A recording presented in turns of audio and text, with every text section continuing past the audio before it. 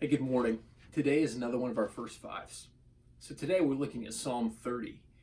And so I want to say something about the Psalms as we kind of look at this particular Psalm. One of the things I love about the Psalms is the way the authors are vulnerable before God. They lay their souls bare. They share what they're going through.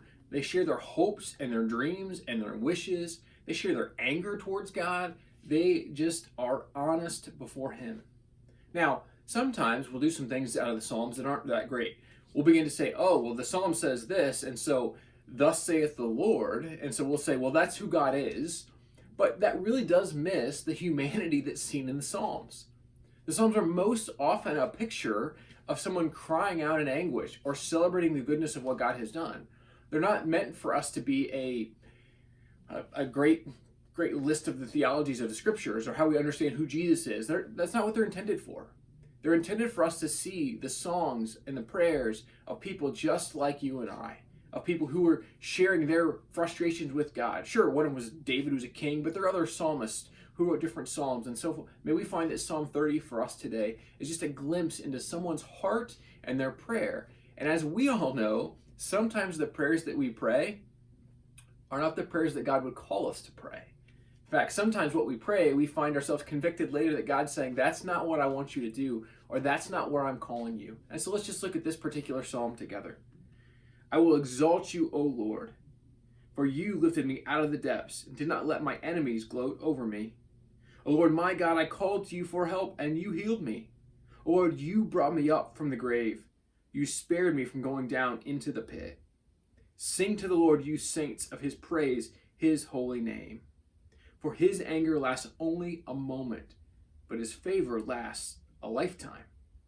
Weeping may remain for a night, but rejoicing comes in the morning. When I felt secure, I said, I will never be shaken. O Lord, when you favored me, you made my mountain stand firm. But when you hid your face, I was dismayed. To you, O Lord, I called. To the Lord I cried for mercy. What gain is there in my destruction? Am I going down into the pit? Will the dust praise you? Will it proclaim your faithfulness? Hear, O Lord, and be merciful to me. O Lord, be my help. You turned my wailing into dancing. You removed my sackcloth and clothed me with joy, that my heart may sing to you and not be silent. O Lord, my God, I will give you thanks forever. This is a psalm David wrote for the dedication of the temple, but it's also a psalm in which we see his heart's desire.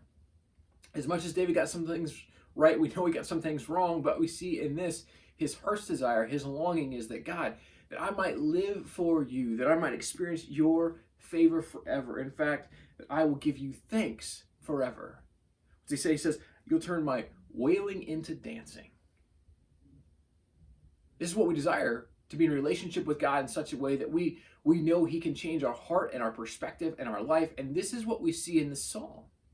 And so the challenge for you and I is to be honest before God. And that's really the question for me to ask you today. Are you honest before God? Are you honest with who you really are? Are we honest enough to say, hey, God, I kind of want to follow you, but I kind of want to do what I want to do, and so I'm not really all in.